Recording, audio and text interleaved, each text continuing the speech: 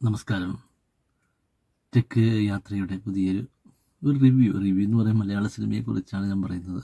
മലയാള സിനിമയിലെ ഇന്ന് ഹേമ കമ്മിറ്റിയെ പറ്റിയും അതുപോലെ തന്നെ ജാങ്കോ ഞാൻ പെട്ടു എന്ന് പറഞ്ഞുകൊണ്ട് നടൻ സിദ്ദിഖ് രാജിവെച്ചു. അതുപോലെ തന്നെ ജാങ്കോ വീണ്ടും ഞാൻ പെട്ടു എന്ന് പറഞ്ഞ് രഞ്ജിത്ത് എന്ന് പറഞ്ഞ സംവിധായകനും റഫ്ക എന്ന് പറഞ്ഞ ഗവൺമെൻറ്റിൻ്റെ ഒരു സംഘടന അല്ലെങ്കിൽ ഒരു അക്കാദമിയുടെ ഡയറക്ടർ അല്ലെങ്കിൽ അതിന് പ്രധാന സ്ഥാനത്തിരുന്ന ഡയറക്ടറോ അല്ലെങ്കിൽ എന്തെങ്കിലും വേണമെങ്കിൽ നിങ്ങൾക്ക് വിളിക്കാം, രഞ്ജിത്ത് എന്ന് പറയുന്ന സംവിധായകനും രാജിവെച്ചു.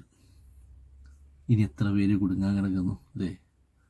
മലയാള സിനിമയുടെ കഴിഞ്ഞ ഒരു ബംഗാളി നടിയാണ് രഞ്ജിത്തിനെതിരായിട്ട് ഉള്ള പരാതി ടി വി കൂടെ പറഞ്ഞത്. അതുപോലെ തന്നെ നമ്മുടെ മലയാളിയായ ഒരു നടിയാണ് മറ്റേ സിദ്ദിഖിന് എതിരായി പറഞ്ഞേക്കുന്നത്. എന്നാലോചിച്ച് നോക്കി എന്തൊക്കെയാണ് നമ്മുടെ നാട്ടിൽ നടക്കുന്നത് അല്ലേ? ആളുകളുണ്ട്. ഇപ്പോൾ സിദ്ദിഖിൻ്റെ കേസ് തന്നെ പറയുന്ന പെൺകുട്ടി പറയും, നേരത്തെ 3-4 വർഷം മുമ്പ് ഇവർ കേസുമായി പോലീസ് സ്റ്റേഷനിൽ കയറി ഇറങ്ങിയതാണ്. അപ്പോൾ അവർ ചോദിക്കുന്ന ചോദ്യങ്ങൾ, എങ്ങനെ പീഡിപ്പിച്ചു, എവിടെ നിന്ന് പീഡിപ്പിച്ചു, ഇരയെ കൊല്ലുന്ന വേറെ രീതിയാണ് പോലീസുകാരിൽ നിന്ന് അവർക്ക് നേരിടേണ്ടത്. ദുരനുഭവങ്ങളാണ് അവർക്കും ഉണ്ടായത്. അവർ മാത്രമല്ല, മധ്യസ്ഥത്തിനായി വന്ന ആളുകൾക്കിടയിൽ നിന്നും അവർക്കുണ്ടായിട്ടുള്ള വലിയ രീതിയിലുള്ള ഇതെങ്ങോട്ടാണ് യാത്ര എന്ന് നമുക്ക് മനസ്സിലാത്ത കാര്യം. അവരൊക്കെ സിനിമയിൽ ഒരിക്കലും ശോഭിച്ചിട്ടില്ല. ഇതുപോലെ ഇരയാക്കപ്പെട്ട ആരും തന്നെ പിന്നീട് ഒരു സിനിമയിലും ഈ താരരാജാക്കന്മാരുടെ എന്താ പറയണ്ടേ ആ വലിയ ഇതുകൊണ്ട് ശക്തി കൊണ്ട് മുഖം കാണിക്കാൻ സാധിച്ചിട്ടില്ല. നമ്മുടെ നാടിൻ്റെ അല്ലെങ്കിൽ നമ്മുടെ നിയമ സംവിധാനങ്ങളൊക്കെ ഉറങ്ങുകയാണ് അല്ലേ? ഒരു കണക്കിന് പറയുകയാണെങ്കിൽ രാഷ്ട്രീയക്കാരും എല്ലാ രാഷ്ട്രീയ പാർട്ടിക്കാരും അല്ലെങ്കിൽ ഗവൺമെൻറ്റും ഇതിനനുകൂലമായി നിൽക്കുകയാണ്. കാരണം കോടിക്കണക്കിന് രൂപയുടെ വരുമാനമാണ് സർക്കാരിന് കിട്ടുന്നത്. ടാക്സ് ആയാലും ഓരോ പരിപാടിയായാലും കൈനീട്ടി രാഷ്ട്രീയക്കാരനങ്ങ് ചെല്ലുമ്പോൾ കൈനീട്ടി നമ്മുടെ സിനിമാക്കാർ വാരിക്കോരി അങ്ങ് തരും അല്ലേ? അതുകൊണ്ടുള്ള സാധ്യത. അപ്പോൾ ഈ വലിയ നടന്മാരായാലും ഇതുപോലെ ആരോപണ വിധേയരായാലും എത്രയോ ലക്ഷങ്ങളുടെ അല്ലേ ഒരു സിനിമയിൽ അഭിനയിക്കുന്ന പ്രതിഫലം തന്നെ 2-3 കോടി അഭിനയിക്കുന്നവരൊക്കെ ഉണ്ട്, 1 കോടിക്ക് അഭിനയിക്കുന്നവരുണ്ട്. അവർക്ക് ഒരു 10 ലക്ഷം 5 ലക്ഷമൊക്കെ ഒരു പാർട്ടിക്കാർക്ക് കൊടുക്കുന്ന നിസ്സാരമായ കാര്യമാണ് എന്ന് പറഞ്ഞ പോലെ തന്നെയാണ് സംസ്ഥാന ഫണ്ടിലേക്കും പാർട്ടി ഫണ്ടിലേക്കും ഒക്കെ ലക്ഷങ്ങളും കോടികളൊക്കെ കിട്ടുന്ന രാജാക്കന്മാരെയൊക്കെ തൊടാൻ പറ്റുമോ ചേട്ടന്മാരെ അല്ലേ? അപ്പം പാവപ്പെട്ട പെൺകുട്ടികൾ ഒരുപാട് പേര് ഇതിൽ അകപ്പെട്ടിട്ടുണ്ട്. ഒത്തിരി പേര് ഈ ഫീൽഡ് തന്നെ വിട്ടുപോയിട്ടുണ്ട് അല്ലേ? ഇപ്പോൾ പലരും ചോദിക്കുന്നൊരു ചോദ്യമാണ്, ഇവർക്ക് എന്തുകൊണ്ട് കോടതിയിൽ പരാതിപ്പെട്ടുകൂടാ അല്ലെങ്കിൽ പോലീസ് സ്റ്റേഷനിൽ പരാതിപ്പെട്ടുകൂടാ? നമ്മൾ മനസ്സിലാക്കേണ്ട കാര്യം, അവരെല്ലാം ചിലപ്പോൾ കുടുംബസ്ഥരായവരുണ്ട്, മക്കളുള്ളവരുണ്ട്, പല മേഖലയിൽ വർക്ക് ചെയ്യുന്നവരുണ്ട് അല്ലേ? ജീവിതത്തിൽ നിന്ന് വേറെ തലത്തിലേക്ക് പോയവരുണ്ട്. അപ്പോൾ അവർക്കൊക്കെ ഇനിയൊരു കേസുമായി പോകാൻ ഈ സമൂഹത്തിൻ്റെ മുമ്പിൽ ഇന്നലെ ഒരു ടി വിയിൽ ഒരാൾ പറയുന്നത് കേട്ടു, ഇവർ തെളിവും കാര്യങ്ങളൊക്കെ ഇവർ തന്നെ പരാതിപ്പെടണം, ഇരയാക്കപ്പെട്ടവൾ പരാതിപ്പെട്ട് കോടതിയിൽ ഇവർ തന്നെ തെളിവുണ്ടാക്കണം. 5 കൊല്ലം മുമ്പ് ഒരു ക്യാമറയില്ലാത്ത അല്ലെങ്കിൽ ഒരു ഒരു ഹോട്ടലിൻ്റെ ഒരു വരാന്തിയിൽ നിന്നോ അല്ലെങ്കിൽ ഒരു ഹോട്ടൽ റൂമിൽ നിന്ന് സംഭവിച്ച കാര്യങ്ങൾക്ക് ഒരു സാക്ഷി പോലുമില്ല. ആ സാക്ഷി പോലും ഇല്ലാത്തത് എങ്ങനെയാണ് ഒരു സ്ത്രീ തെളിയിക്കേണ്ടത് കോടതിയിലും പോലീസ് സ്റ്റേഷനിലും? അപ്പോൾ എന്തൊക്കെ പറഞ്ഞാലും ഈ ഇരയെ വടിയാക്കുന്ന രീതിയിൽ ഇനി വേണമെങ്കിൽ ഇവരെല്ലാം തിരുപെരുമാറും. സിദ്ദിഖ് രാജിവെച്ച് സിദ്ദിഖും രഞ്ജിത്തും ഒക്കെ വേറെ കഥകളൊക്കെ ഉണ്ടാക്കും. അപ്പോൾ പലരും പറയുന്ന കൊടുക്കുന്നുണ്ട്, സോഷ്യൽ മീഡിയയിൽ പലരും വന്ന് ഈ പെൺകുട്ടികളുടെ വീഡിയോയുടെയൊക്കെ അടിയിൽ പത്രപ്രവർത്തകർ ഇവർ കിടന്നു കൊടുത്തിട്ടല്ലേ എന്ന്, ഇവരെ പീഡിപ്പിച്ചുകൊണ്ടല്ലേ ഇവർ കിടന്നു കൊടുത്തിട്ടില്ലേ എന്നുള്ള ചേറ്റ വർത്താനം പറയുന്ന ഒത്തിരി മലയാളി പ്രബുദ്ധ മക്കളുണ്ട് അല്ലേ? പ്രബുദ്ധ മക്കൾ അങ്ങനെയുണ്ട്. അവനവന് ഈ അനുഭവം വന്നെങ്കിൽ മാത്രമേ നമ്മളൊക്കെ പഠിക്കുകയുള്ളൂ. നമ്മുടെ വായിൽ നിന്ന് വരുന്ന വർത്താനം അല്ലേ? ഇങ്ങനെയാണ് നമ്മൾ പറയുന്നത്, അവന്മാർ കിടന്നു കൊടുത്തിട്ടില്ല സിനിമയ്ക്ക് വേണ്ടി. ഇവരെയൊക്കെ ട്രാപ്പിൽപ്പെടുത്തിയാണ് ഓരോ സിനിമകൾ ഇവിടെ കെട്ടിപ്പോക്കുന്നത്. മലയാളത്തിൽ നമ്മൾ മനസ്സിലാക്കാത്ത ഒരുപാട് കാര്യങ്ങളുണ്ട്. അപ്പോൾ രഞ്ജിത്തും നമ്മുടെ ഈ പറഞ്ഞ സിദ്ദിഖും ഇതുപോലെ ആരെങ്കിലും വേറെ ഉൾപ്പെട്ടിട്ടുണ്ടെങ്കിൽ എല്ലാവരും നിയമത്തിന് മുമ്പിൽ വരട്ടെ എന്ന് പ്രാർത്ഥിക്കുകയാണ്. അല്ലാതെ നമുക്കെന്ത് ചെയ്യാൻ പറ്റുമല്ലേ?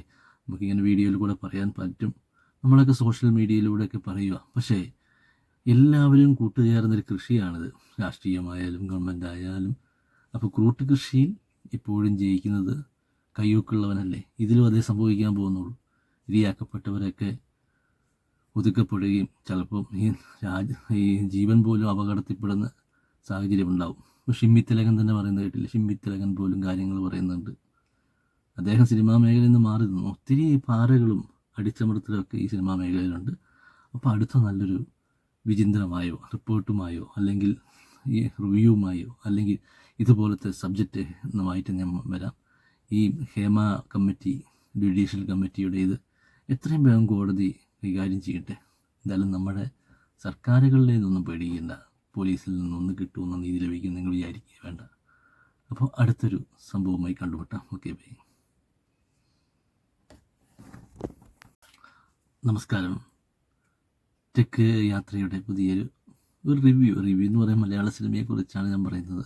മലയാള സിനിമയിലെ ഇന്ന് ഹേമ കമ്മിറ്റിയെ പറ്റിയും അതുപോലെ തന്നെ ജാങ്കോ ഞാൻ പെട്ടു എന്ന് പറഞ്ഞുകൊണ്ട് നടൻ സിദ്ദിഖ് രാജിവെച്ചു. അതുപോലെ തന്നെ ജാങ്കോ വീണ്ടും ഞാൻ പെട്ടു എന്ന് പറഞ്ഞ് രഞ്ജിത്ത് എന്ന് പറഞ്ഞ സംവിധായകനും ഫെഫ്ക എന്ന് പറഞ്ഞ ഗവൺമെൻറ്റിൻ്റെ ഒരു സംഘടന അല്ലെങ്കിൽ ഒരു അക്കാദമിയുടെ ഡയറക്ടർ അല്ലെങ്കിൽ അതിന് പ്രധാന സ്ഥാനത്തിരുന്ന ഡയറക്ടറോ അല്ലെങ്കിൽ എന്തെങ്കിലും വേണമെങ്കിൽ നിങ്ങൾക്ക് വിളിക്കാം, രഞ്ജിത്ത് എന്ന് പറയുന്ന സംവിധായകനും രാജിവെച്ചു.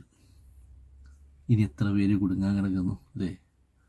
മലയാള സിനിമയുടെ കഴിഞ്ഞ ഒരു ബംഗാളി നടിയാണ് രഞ്ജിത്തിനെതിരായിട്ട് ഉള്ള പരാതി ടി വി കൂടെ പറഞ്ഞത്. അതുപോലെ തന്നെ നമ്മുടെ മലയാളിയായ ഒരു നടിയാണ് മറ്റേ സിദ്ദിഖിന് എതിരായി പറഞ്ഞേക്കുന്നത്. എന്നാലോചിച്ച് നോക്കി എന്തൊക്കെയാണ് നമ്മുടെ നാട്ടിൽ നടക്കുന്നത് അല്ലേ?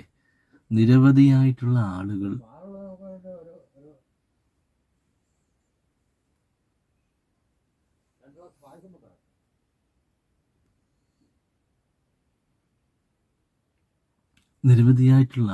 എത്രയോ ആളുകളല്ലേ, സ്ത്രീകൾ ഇതുപോലെ പീഡിപ്പിക്കപ്പെടുകയും അതുപോലെ തന്നെ ഈ സിനിമാ മേഖലയിലുള്ള ഇനി എത്രയോ പേര് പിടിക്കപ്പെടാത്ത ആളുകളുണ്ട്. ഇപ്പോൾ സിദ്ദിഖിൻ്റെ കേസ് തന്നെ പറയുന്ന പെൺകുട്ടി പറയും, നേരത്തെ 3-4 വർഷം മുമ്പ് ഇവർ കേസുമായി പോലീസ് സ്റ്റേഷനിൽ കയറി ഇറങ്ങിയതാണ്.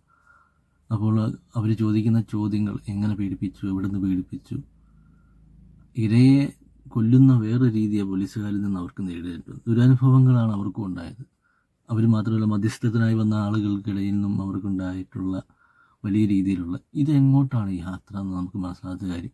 അവരൊക്കെ സിനിമയിൽ ഒരിക്കലും ശോഭിച്ചിട്ടില്ല. ഇതുപോലെ ഇരയാക്കപ്പെട്ട ആരും തന്നെ പിന്നീട് ഒരു സിനിമയിലും ഈ താരരാജാക്കന്മാരുടെ എന്താ പറയണ്ടേ ആ വലിയ ഇതുകൊണ്ട് ശക്തി കൊണ്ട് മുഖം കാണിക്കാൻ സാധിച്ചിട്ടില്ല. നമ്മുടെ നാടിൻ്റെ അല്ലെങ്കിൽ നമ്മുടെ നിയമ സംവിധാനങ്ങളൊക്കെ ഉറങ്ങുകയാണ് അല്ലേ? ഒരു കണക്കിന് പറയുകയാണെങ്കിൽ രാഷ്ട്രീയക്കാരും എല്ലാ രാഷ്ട്രീയ പാർട്ടിക്കാരും അല്ലെങ്കിൽ ഗവൺമെൻറ്റും ഇതിനനുകൂലമായി നിൽക്കുകയാണ്. കാരണം കോടിക്കണക്കിന് രൂപയുടെ വരുമാനമാണ് സർക്കാരിന് കിട്ടുന്നത്. ടാക്സ് ആയാലും ഓരോ പരിപാടിയായാലും കൈനീട്ടി രാഷ്ട്രീയക്കാരനങ്ങ് ചെല്ലുമ്പോൾ കൈനീട്ടി നമ്മുടെ സിനിമാക്കാർ വാരിക്കോരി അങ്ങ് തരും അല്ലേ? അതുകൊണ്ടുള്ള സാധ്യത. അപ്പോൾ ഈ വലിയ നടന്മാരായാലും ഇതുപോലെ ആരോപണ വിധേയരായാലും എത്രയോ ലക്ഷങ്ങളുടെ അല്ലേ ഒരു സിനിമയിൽ അഭിനയിക്കുന്ന പ്രതിഫലം തന്നെ 2-3 കോടി അഭിനയിക്കുന്നവരൊക്കെ ഉണ്ട്, 1 കോടിക്ക് അഭിനയിക്കുന്നവരുണ്ട്. അവർക്ക് ഒരു 10 ലക്ഷം 5 ലക്ഷമൊക്കെ ഒരു പാർട്ടിക്കാർക്ക് കൊടുക്കുന്ന നിസ്സാരമായ കാര്യമാണ് എന്ന് പറഞ്ഞ പോലെ തന്നെയാണ് സംസ്ഥാന ഫണ്ടിലേക്കും പാർട്ടി ഫണ്ടിലേക്കുമൊക്കെ ലക്ഷങ്ങളും കോടികളൊക്കെ കിട്ടുന്ന രാജാക്കന്മാരെയൊക്കെ തൊടാൻ പറ്റുമോ ചേട്ടന്മാരെ അല്ലേ? അപ്പം പാവപ്പെട്ട പെൺകുട്ടികൾ ഒരുപാട് പേര് ഇതിൽ അകപ്പെട്ടിട്ടുണ്ട്. ഒത്തിരി പേര് ഈ ഫീൽഡ് തന്നെ വിട്ടുപോയിട്ടുണ്ട് അല്ലേ? ഇപ്പോൾ പലരും ചോദിക്കുന്നൊരു ചോദ്യമാണ്, ഇവർക്ക് എന്തുകൊണ്ട് കോടതിയിൽ പരാതിപ്പെട്ടുകൂടാ അല്ലെങ്കിൽ പോലീസ് സ്റ്റേഷനിൽ പരാതിപ്പെട്ടുകൂടാ? നമ്മൾ മനസ്സിലാക്കേണ്ട കാര്യം, അവരെല്ലാം ചിലപ്പോൾ കുടുംബസ്ഥരായവരുണ്ട്, മക്കളുള്ളവരുണ്ട്, പല മേഖലയിൽ വർക്ക് ചെയ്യുന്നവരുണ്ട് അല്ലേ? ജീവിതത്തിൽ നിന്ന് വേറെ തലത്തിലേക്ക് പോയവരുണ്ട്. അപ്പോൾ അവർക്കൊക്കെ ഇനിയൊരു കേസുമായി പോകാനായി സമൂഹത്തിൻ്റെ മുമ്പിൽ ഇന്നലെ ഒരു ടി വിയിൽ ഒരാൾ പറയുന്നത് കേട്ടു, ഇവർ തെളിവും കാര്യങ്ങളൊക്കെ ഇവർ തന്നെ പരാതിപ്പെടണം, ഇരയാക്കപ്പെട്ടവൾ പരാതിപ്പെട്ട് കോടതിയിൽ ഇവർ തന്നെ തെളിവുണ്ടാക്കണം. 5 കൊല്ലം മുമ്പ് ഒരു ക്യാമറയില്ലാത്ത അല്ലെങ്കിൽ ഒരു ഒരു ഹോട്ടലിൻ്റെ ഒരു വരാന്തിയിൽ നിന്നോ അല്ലെങ്കിൽ ഒരു ഹോട്ടൽ റൂമിൽ നിന്ന് സംഭവിച്ച കാര്യങ്ങൾക്ക് ഒരു സാക്ഷി പോലുമില്ല. ആ സാക്ഷി പോലും ഇല്ലാത്തത് എങ്ങനെയാണ് ഒരു സ്ത്രീ തെളിയിക്കേണ്ടത് കോടതിയിലും പോലീസ് സ്റ്റേഷനിലും? അപ്പോൾ എന്തൊക്കെ പറഞ്ഞാലും ഈ ഇരയെ വടിയാക്കുന്ന രീതിയിൽ ഇനി വേണമെങ്കിൽ ഇവരെല്ലാം പെരുമാറും. സിദ്ദിഖ് രാജിവെച്ച് സിദ്ദിഖും രഞ്ജിത്തും ഒക്കെ വേറെ കഥകളൊക്കെ ഉണ്ടാക്കും. അപ്പോൾ പലരും പറയുന്ന കൊടുക്കുന്നുണ്ട്, സോഷ്യൽ മീഡിയയിൽ പലരും വന്ന് ഈ പെൺകുട്ടികളുടെ വീഡിയോയുടെയൊക്കെ അടിയിൽ പത്രപ്രവർത്തകർ ഇവർ കിടന്നു കൊടുത്തിട്ടല്ലേ എന്ന്, ഇവരെ പീഡിപ്പിച്ചുകൊണ്ടല്ലേ ഇവർ കിടന്നു കൊടുത്തിട്ടില്ലേ എന്നുള്ള ചേറ്റ വർത്താനം പറയുന്ന ഒത്തിരി മലയാളി പ്രബുദ്ധ മക്കളുണ്ട് അല്ലേ. പ്രബുദ്ധ മക്കൾ അങ്ങനെയുണ്ട്. അവനവൻ ഈ അനുഭവം വന്നെങ്കിൽ മാത്രമേ നമ്മളൊക്കെ പഠിക്കുകയുള്ളൂ. നമ്മുടെ വായിൽ നിന്ന് വരുന്ന വർത്താനം അല്ലേ, ഇങ്ങനെയാണ് നമ്മൾ പറയുന്നത്. അവന്മാർ കിടന്നു കൊടുത്തിട്ടില്ല സിനിമയ്ക്ക് വേണ്ടി. ഇവരെയൊക്കെ ട്രാപ്പിൽപ്പെടുത്തിയാണ് ഓരോ സിനിമകൾ ഇവിടെ കെട്ടിപ്പോക്കുന്നത് മലയാളത്തിൽ. നമ്മൾ മനസ്സിലാക്കാത്ത ഒരുപാട് കാര്യങ്ങളുണ്ട്. അപ്പോൾ രഞ്ജിത്തും നമ്മുടെ ഈ പറഞ്ഞ സിദ്ദിഖും ഇതുപോലെ ആരെങ്കിലും വേറെ ഉൾപ്പെട്ടിട്ടുണ്ടെങ്കിൽ എല്ലാവരും നിയമത്തിന് മുമ്പിൽ വരട്ടെ എന്ന് പ്രാർത്ഥിക്കുകയാണ്. അല്ലാതെ നമുക്കെന്ത് ചെയ്യാൻ പറ്റുമല്ലേ. നമുക്കിങ്ങനെ വീഡിയോയിൽ കൂടെ പറയാൻ പറ്റും, നമ്മളൊക്കെ സോഷ്യൽ മീഡിയയിലൂടെയൊക്കെ പറയുക. പക്ഷേ എല്ലാവരും കൂട്ടുചേർന്നൊരു കൃഷിയാണിത്, രാഷ്ട്രീയമായാലും ഗവൺമെൻറ് ആയാലും. അപ്പോൾ കൂട്ടുകൃഷിയിൽ ഇപ്പോഴും ജയിക്കുന്നത് കയ്യൂക്കുള്ളവനല്ലേ. ഇതിലും അതേ സംഭവിക്കാൻ പോകുന്നുള്ളൂ. ഇരയാക്കപ്പെട്ടവരൊക്കെ ഒതുക്കപ്പെടുകയും ചിലപ്പം ഈ ജീവൻ പോലും അപകടത്തിൽപ്പെടുന്ന സാഹചര്യം ഉണ്ടാവും. ഇപ്പോൾ ഷിമ്മിത്തിലകൻ തന്നെ പറയുന്നത് കേട്ടില്ല. ഷിമ്മിത്തിലകൻ പോലും കാര്യങ്ങൾ പറയുന്നുണ്ട്. അദ്ദേഹം സിനിമാ മേഖലയിൽ നിന്ന് മാറി നിന്നു. ഒത്തിരി പാറകളും അടിച്ചമർത്തലൊക്കെ ഈ സിനിമാ മേഖലയിലുണ്ട്. അപ്പോൾ അടുത്ത നല്ലൊരു വിചിന്തനമായോ റിപ്പോർട്ടുമായോ അല്ലെങ്കിൽ ഈ റിവ്യൂവുമായോ അല്ലെങ്കിൽ ഇതുപോലത്തെ സബ്ജക്റ്റ് എന്നുമായിട്ട് ഞാൻ വരാം. ഈ ഹേമ കമ്മിറ്റി, ജുഡീഷ്യൽ കമ്മിറ്റിയുടെ ഇത് എത്രയും വേഗം കോടതി കൈകാര്യം ചെയ്യട്ടെ. എന്തായാലും നമ്മുടെ സർക്കാരുകളിൽ നിന്നൊന്നും പേടിക്കേണ്ട, പോലീസിൽ നിന്നൊന്നും കിട്ടുമെന്ന നീതി ലഭിക്കും നിങ്ങൾ വിചാരിക്കുക വേണ്ട. അപ്പോൾ അടുത്തൊരു സംഭവമായി കണ്ടുമുട്ടാം. Okay bye.